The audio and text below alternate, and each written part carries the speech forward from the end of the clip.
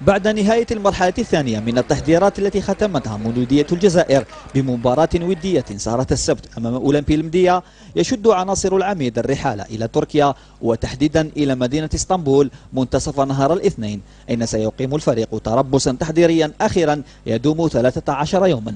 وسيعرف هذا التربص إجراء 4 مباريات ودية، ومن المتوقع أن يرتفع عددها بعد الوصول إلى مكان التربص، حيث أبدى المدرب بوعلام شارف رغبته في برمجة لقاءين يوميا.